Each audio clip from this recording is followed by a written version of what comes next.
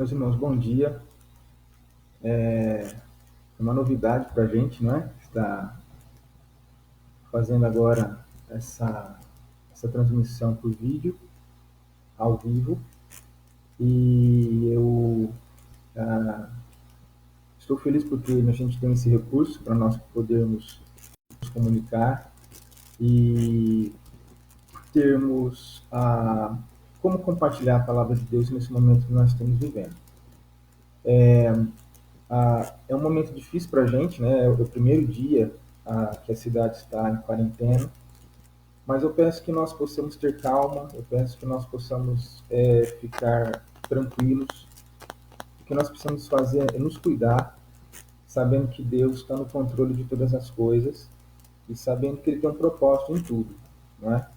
A mensagem que eu quero compartilhar com os irmãos nessa manhã, ela fala justamente sobre isso. Deus tem um propósito até mesmo nas adversidades, nos momentos mais difíceis da nossa vida. O Senhor, Ele não nos desampara.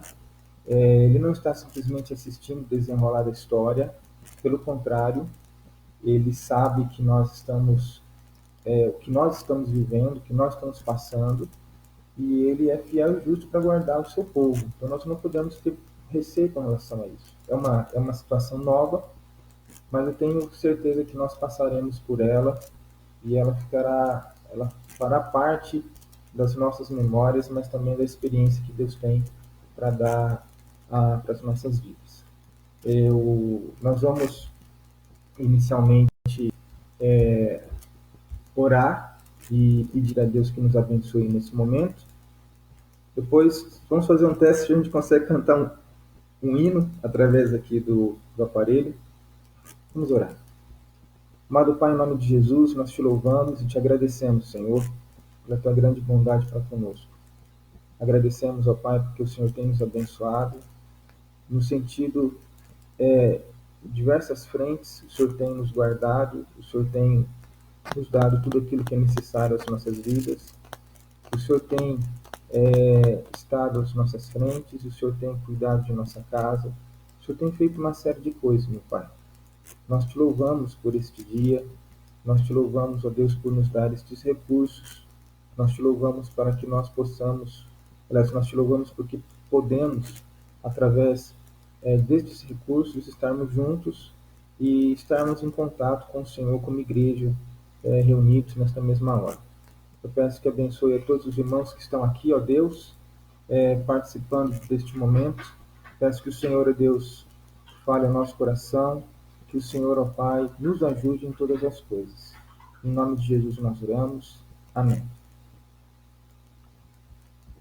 Vamos ouvir um hino, irmãos? Vamos tentar cantar aqui o hino de número 14 neste momento, ok? Quem está com o cenário, localize aí o hino 114 e nós vamos orar, cantar.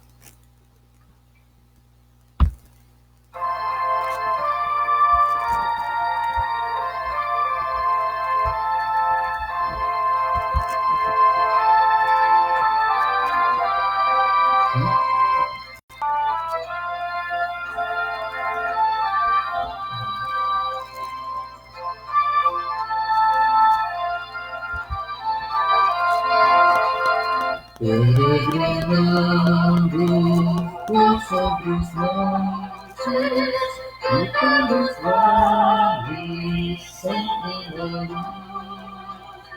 Cristo promete, nunca deixar-nos, eu fui convosco, disse Jesus. Brilho celeste, brilho celeste, enche a minha alma, glória do céu. Aleluia, sigo cantando, dando louvores, pois Cristo é meu. Escritos e sombras por toda parte, o Salvador não há de ocultar. Pois Cristo é luz que nunca se apaga, Bem ao seu lado, sempre de andar. Brilho celeste, brilho celeste, encha minha alma, glória do céu. Aleluia, sigo cantando, dando louvores, pois Cristo é meu.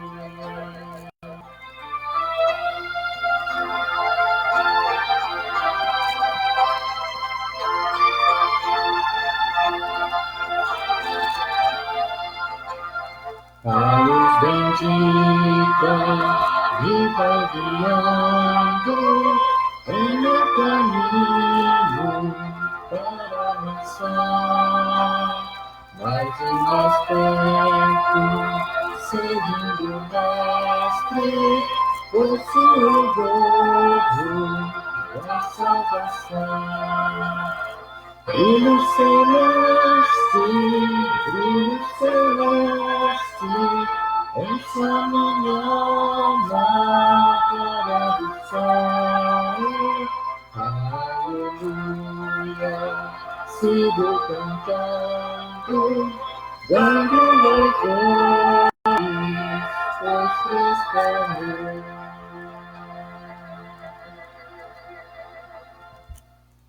Amém. Que essa seja de fato nosso entendimento, de que enquanto nós estamos peregrinando nesse mundo, apesar das lutas, apesar das dificuldades, o Senhor está conosco, Ele é a nossa luz, o Senhor é quem está na frente, o Senhor é quem peleja por nós. Nós não podemos perder nunca essa compreensão que a palavra do Senhor nos dá. Nessa manhã, irmãos, eu gostaria de estudar com os irmãos a palavra do Senhor que se localiza no livro de Êxodo, Êxodo capítulo 2. Gostaria que os irmãos, por favor, abram suas Bíblias.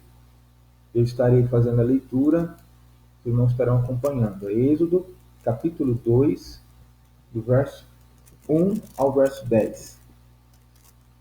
Êxodo capítulo 2, do verso 1 ao verso 10.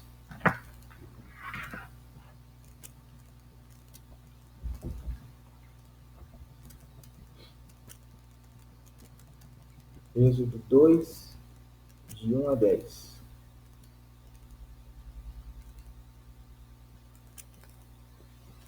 Diz assim a palavra de Deus. Foi-se um homem da casa de Levi e casou com uma descendente de Levi. E a mulher concebeu e deu à luz um filho. E vendo que era formoso, escondeu-o por 3 meses. Não podendo, porém, escondê-lo por mais tempo, tomou um cesto de junco, calafetou com betume e piche, e pondo nele o menino, largou-o no carriçal à beira do rio. A irmã do menino ficou de longe para observar o que lhe haveria de suceder. Desceu a filha de Faraó para se banhar no rio, e as suas donzelas passeavam pela beira do rio. Vendo ela o cesto no carriçal, enviou a sua criada e o tomou. Abrindo-o, viu a criança, e eis que o menino chorava. Teve compaixão dele e disse: Este é menino dos hebreus. Então disse sua irmã, a filha de Faraó: Queres que eu vá chamar uma das hebreias que sirva de ama e te crie a criança? Respondeu-lhe a filha de Faraó: Vai. Saiu, pois, a moça e chamou a mãe do menino. Então lhe disse a filha de Faraó: Leva este menino e cria-mo. Pagar-te-ei o teu salário. A mulher tomou o menino e o criou. Sendo o menino já grande, ela o trouxe à filha de Faraó, da qual passou ele a ser filho. Esta lhe chamou Moisés e disse: Porque das águas o tirei. É muito interessante, irmãos, que o texto da narrativa desse texto, tanto o nascimento de Moisés, não é, como a sua ocultação, Moisés nasceu justamente no período que o faraó havia decretado a morte de todos os bebês meninos, os filhos de Israel. Os irmãos se recordam que Jacó desceu com a sua família para o Egito e ficou ali muitos anos. Toda aquela geração morreu. Os israelitas se multiplicaram muito. O faraó, que se levantou em seguida, percebeu que os israelitas eram extremamente numerosos e, com medo de que futuramente eles se rebelassem ou se tornassem aliados dos seus inimigos, eles começaram a escravizá-los. E aí o faraó então deu ordens às parteiras que matassem todo menino que nascesse aos israelitas, matassem no ato do nascimento e deixassem viver apenas as meninas.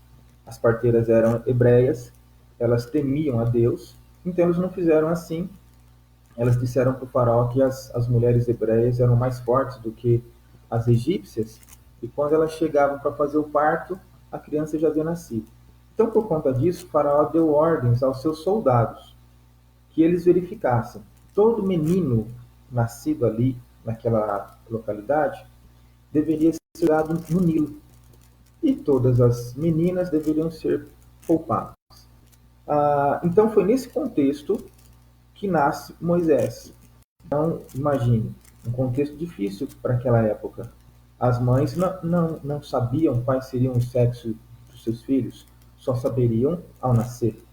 Imagine você o terror de uma mãe quando dá à luz a um filho, constata ser menino, sabendo que ou os soldados virão, pegarão seu filho e jogarão no Nilo, ou ela mesma teria que fazer isso sob pena de morte. Ah, e a mãe de Moisés, o texto diz que a mãe de Moisés viu que ele era diferente, que ele era bonito. E a palavra bonito aqui, formoso, verso 2, não significa necessariamente beleza de rosto. A ideia aqui, ele era um menino grande, era um menino forte, vigoroso, não é? Ele se destacava em relação aos demais bebês daquela época, talvez dentro de um padrão, ele era bem mais avantajado. Então, ao se deparar com a criança naquela estrutura, ela entendeu que ele tinha alguma coisa de especial. E mesmo debaixo do perigo da própria vida, ela escondeu a criança. Não é? E escondeu a criança por alguns meses, por 3 meses, diz o verso 2. Agora, um menino de saúde vigorosa, forte, aos 3 meses, o choro já não é mais uma coisa, talvez, que se dê para ocultar muito tempo. Então, ela, quando chegou nesse momento, entendeu que não dava mais para ocultar, e aí ela resolveu fazer o que tinha que ser feito pelo decreto do faraó, que era colocar o menino no Nilo. Mas ela faz diferente, não é? Ela não joga o menino nas águas, ela faz um cesto, ela vai calafetar o cesto para que ele se torne impermeável, para que ele não afunde, e ela coloca o menino dentro do cesto. Me chamou muito a atenção a expressãozinha do terceiro verso, no final do terceiro verso, diz lá assim: não podendo, porém, esse é o terceiro verso, não podendo, porém, escondê-lo por mais tempo, tomou um cesto de junco, calafetou com betume e piche, e pondo nele o menino, largou-o no carriçal. Largou-o no carriçal. Veja bem, ela pegou Moisés, colocou no cesto e soltou o cesto na água. Ela propriamente dita, a mãe, não ficou lá olhando o que aconteceria. A situação ficou tão drástica, talvez, para ela, ocultar o menino até aquele momento. O medo tomou conta de tal maneira que ela entendeu que ela não poderia simplesmente colocar o menino na água e ir embora. Ela colocou o menino dentro de um cesto. Mas ela deixou o menino ali. Ela não ficou nem olhando. Ela colocou o menino nas águas, virou as costas e foi embora. Isso pode ser explicado da seguinte maneira: o sentimento de mãe não disposto a evidenciar o que poderia acontecer com a criança. O Nilo ah, dependendo do local que ela colocou, as águas eram mansas, dependendo do local, as águas poderiam ser um pouco mais tumultuosas. Além disso, tinha o perigo de crocodilos, outros animais. O Nilo era cheio de crocodilos. Penso que o perigo maior seriam os crocodilos, porque ela não colocaria o bebê num lugar que a correnteza fosse forte, ela colocou à margem, onde era mais suave, mas os crocodilos ficavam em toda aquela localidade. E então ela colocou o cesto ali e ela foi embora. Ela poderia ter ido embora por causa do medo também, que foi com que ela fez com que ela de fato chegasse o momento de levar o cesto ali, mas ela poderia ter ido embora também para não qual fim que a criança teria. Não importa, o que importa, irmãos, é que o sentimento de medo, o sentimento de assombro fez com que ela tomasse a atitude de colocar o menino naquele lugar. Ela, por fim, depois de 3 meses, pega o cesto e coloca ali ele, e ela coloca o cesto no Nilo porque ela teve medo. Mas, irmãos, é nesse ponto que eu queria que os irmãos percebessem. O medo fez com que ela colocasse o cesto ali, mas Deus já tinha planos para Moisés. Ela não sabia disso, mas Deus tinha planos para Moisés. E embora ela, por medo, colocasse no carriçal, naquela parte do Nilo,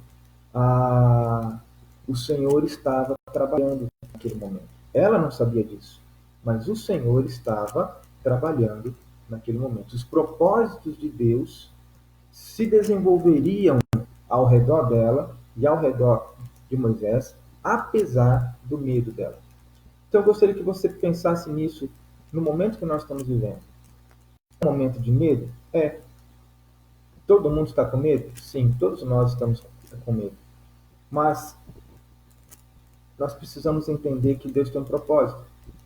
E apesar do nosso medo, apesar às vezes das circunstâncias que nós tomamos, das atitudes que nós tomamos por causa das circunstâncias que nos cercam, nós não vemos, mas Deus está trabalhando. Ele não perdeu o foco, ele não perdeu as nossas vidas dentro dos seus olhos.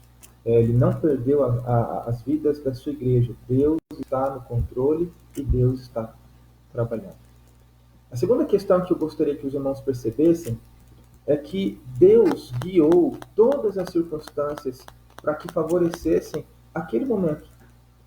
Todas as circunstâncias foram favorecidas para que Moisés fosse encontrado. E muito interessante, quem o encontrou? Verso 4, verso 5, dirão assim: armando o menino, ficou de longe para observar o que lhe haveria de suceder. Desceu a filha de Faraó para se banhar no rio. As suas donzelas passeavam pela beira do rio. Vendo ela o cesto no carriçal, enviou a sua criada e o tomou. Perceba, irmãos, quem é que desce para tomar banho naquela hora? A filha do faraó.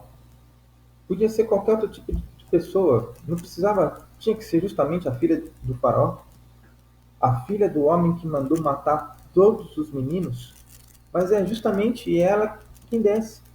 É ela que vai tomar banho naquela ocasião, é ela que vê também, justamente com suas criadas, o cesto. E é ela que retira o cesto. É ela que, quando se depara com a criança,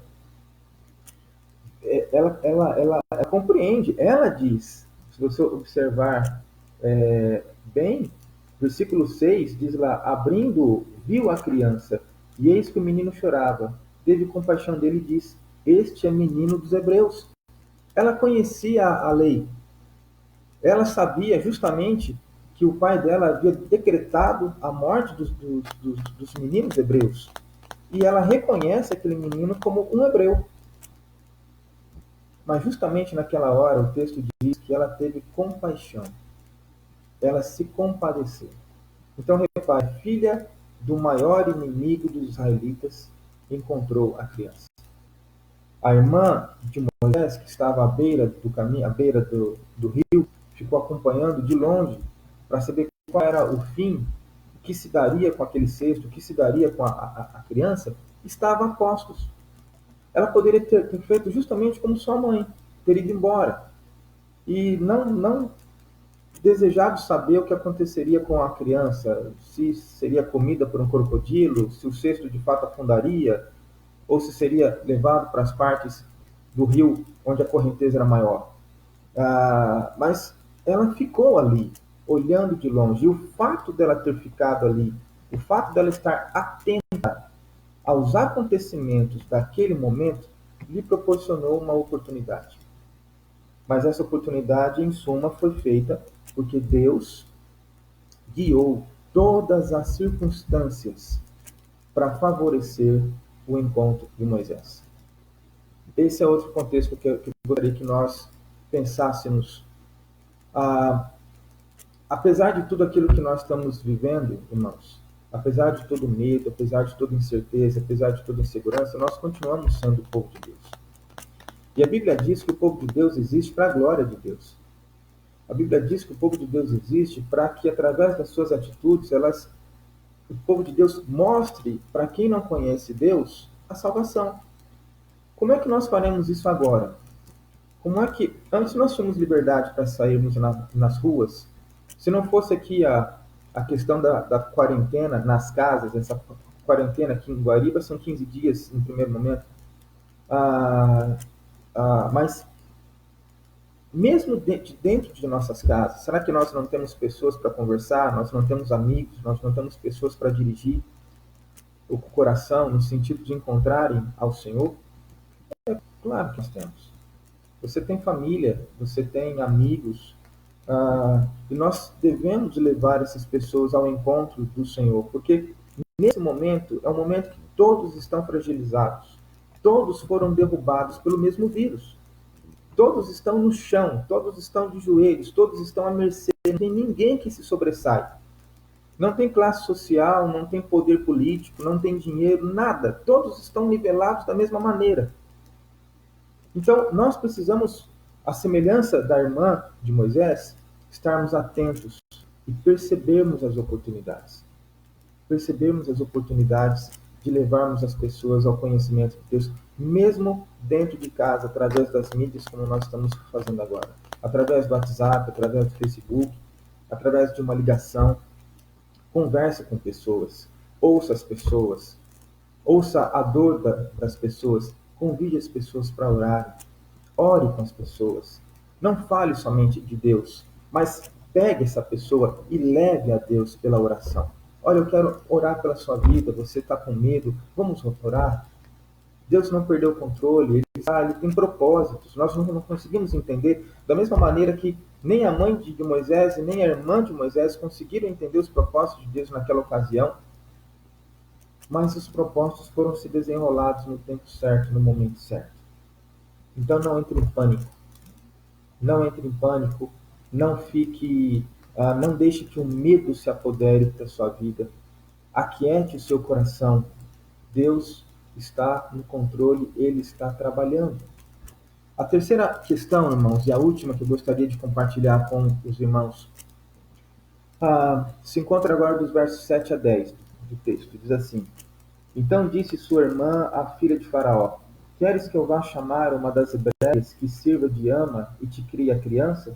Respondeu-lhe a filha de Faraó: Vai. Saiu, pois, a moça e chamou a mãe do menino. Então lhe disse a filha de Faraó: Leva este menino e cria-mo. Pagar-te-ei o teu salário. A mulher tomou o menino e o criou. Sendo o menino já grande, ela o trouxe à filha de Faraó, da qual passou ele a ser filho. Esta lhe chamou Moisés e disse: Porque das águas o tirei. A terceira questão que nós precisamos ficar atentos, embora eu já tenha até adiantado ela, apesar do decreto real, Deus fez com que Moisés alcançasse misericórdia por parte do seu algoz. Por quê? Veja bem, Faraó foi quem decretou a morte dos meninos. Quem encontrou o bebê Moisés foi a filha do Faraó. Ela não poderia ficar com um menino hebreu sem que Faraó soubesse. E apesar de Moisés ter sido criado junto com Faraó, ele sempre soube de onde ele era. Ele sempre soube que ele era um hebreu. Então, Faraó, que decretou a morte dos meninos, usou de misericórdia para com aquele que viria futuramente libertar o povo de Israel de suas algemas, sem saber que era Deus quem estava controlando todas as coisas. Deus, na realidade, exerceu poder sobre Faraó para que Faraó tivesse misericórdia do bebê Moisés e poupasse a sua vida. Deus também operou na vida da mãe de Moisés para que ela fosse leal e cumprisse aquilo que ela precisava fazer. O período que ela ficou com Moisés em casa, ela ensinou para Moisés quem ele era. Ela falou do Deus de Israel. Se lembra que naquela época não tinha lei ainda. O que eles falavam de Deus eram as experiências dos pais no passado. Então ela falou para Moisés do Deus de Abraão, das histórias de Isaac, das histórias de Jacó, dos prodígios de Deus, dos feitos de Deus. Moisés sabia quem era Deus. Quando ele se encontra no deserto com Deus, ele se lembra, ele se recorda quem era Deus.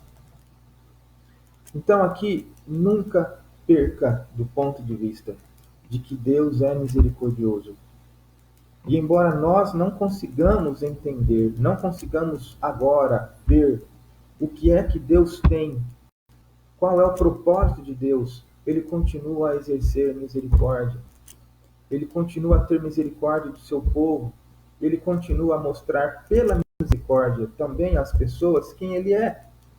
Deus não perdeu o foco, irmãos. A Bíblia nos ensina que o Senhor viria nesse momento, e que esse momento, segundo a Bíblia, são momentos também da manifestação tanto do poder de Deus como da graça de Deus. Até mesmo nestas horas difíceis, Deus estará exercendo misericórdia. Então, poupe o seu coração. Aquiete o seu coração. Entenda que Deus não perdeu o controle de nada. Nossas vidas estão todas nas mãos do Senhor. A extensão das nossas vidas está nas mãos do Senhor. Ninguém parte antes da hora. Enquanto for propósito de Deus a nossa permanência aqui, nós permaneceremos aqui. Confia no Senhor, descansa no Senhor. Isso não significa que nós devemos ser irresponsáveis no que diz respeito aos cuidados. Pelo contrário, nós devemos cuidar uns dos outros, devemos seguir corretamente tudo aquilo que a palavra de Deus, tudo aquilo que as autoridades têm nos indicado, nos sugerido, nos comandado a fazer. Todo cuidado nessa hora precisa ser executado de nossa parte. Então, fique em casa, não saia de casa, não vá para passear, não é hora de levar filho para passear em lugar nenhum, de bicicleta na rua, não é hora disso. Fique em casa, tranquilize os seus filhos, tranquilize a sua família. É hora de nós nos dedicarmos mais ao Senhor, é hora de nós nos dedicarmos mais à palavra de Deus, à oração, ao culto doméstico, mas também é hora de falarmos uns com os outros. É hora de ligarmos para os nossos irmãos, para os nossos amigos, para os nossos vizinhos, perguntarmos como eles estão e convidá-los a orar, convidá-los a se apresentar na presença de Deus. Podemos ter um texto bíblico, podemos compartilhar a palavra de Deus, você pode compartilhar esse vídeo, você pode convidá-lo para conhecer a palavra do Senhor. Então, vamos com calma. O Senhor não perdeu o controle, Deus tem propósitos, e apesar de nós não vermos esses propósitos, perceba, fique atento aos acontecimentos, e você verá as manifestações da misericórdia do Senhor sobre sua vida, sobre sua casa, sobre o povo de Deus. Fique atento e você verá as oportunidades que Deus te dará para falar dele. Fique atento e você verá o agir de Deus, mesmo no meio de todo esse caos. Para a mãe de Moisés era um caos, mas ela viu Deus sendo graciosa, devolvendo seu filho para estar com ela um período, e até que ele pudesse estar onde ele deveria estar, na casa de Faraó, para dar cumprimento aos propósitos de Deus, ter todo o conhecimento da ciência, saber ler, escrever, porque futuramente era ele que escreveria os primeiros 5 livros da Bíblia, e nenhum outro local tinha aquela estrutura a não ser a casa do faraó. Ele precisava estar ali. E por isso Deus permitiu todos aqueles acontecimentos. Abra os seus olhos, o Senhor está trabalhando. Ele não perdeu o foco, ele está trabalhando. Quero convidá-lo a orar. Vamos fechar os olhos e orar.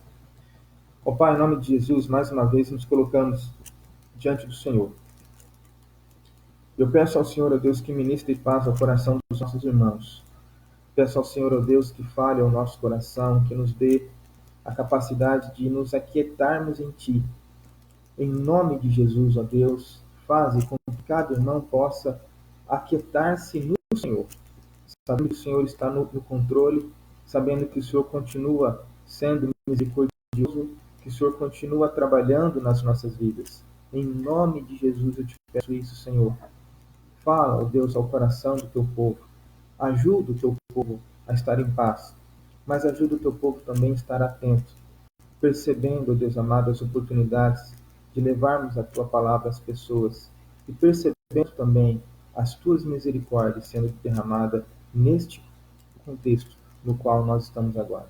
Abençoe os irmãos que estão aqui em Guariba, abençoe os irmãos que estão fora, guarda-os, ó Pai, em nome de Jesus é que nós te pedimos. Amém. Meus irmãos, hoje, 19 horas, nós faremos o culto, a semelhança daquilo que fizemos agora de manhã.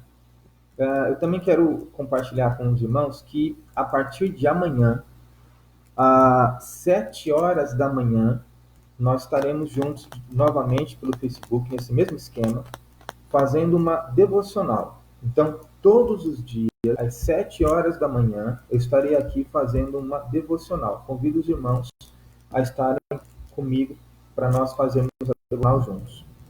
Logo mais às 18 horas, todos os dias, nós estaremos também fazendo o culto doméstico. Então, eu vou compartilhar, estarei aqui estudando a palavra com os irmãos, com o culto doméstico. Eu peço também que os irmãos estejam se lembrando dos seus filhos, as crianças, os pequeninos. Não se esqueçam de compartilhar com eles a palavra de Deus. Não se esqueçam de ler a Bíblia com eles, de orar com eles, de perguntar àqueles que já sabem ler. Escolham um texto, façam um roteiro semelhante a esse que nós fizemos aqui agora. Comecem com uma oração, logo em seguida cantem um cântico que eles conhecem, logo em seguida leiam o texto da palavra do Senhor, expliquem, expliquem para eles o texto, dê oportunidade para que aqueles que sabem ler, dentro da compreensão de cada um, possam fazer a leitura e perguntem para eles o que você aprende com essa leitura. Depois, aqueles mais novinhos, se você quiser, você pode dar até uma folha de papel e falar, olha, desenhe para mim aqui aquilo que você entendeu da história. É uma maneira, mas não deixe de orar com seus filhos e de apresentar aos seus filhos a palavra de Deus. Eu agradeço a presença de todos os irmãos que nos acompanharam aqui agora. Que Deus nos abençoe. Então, logo mais até às 7 horas. Um abraço, irmãos.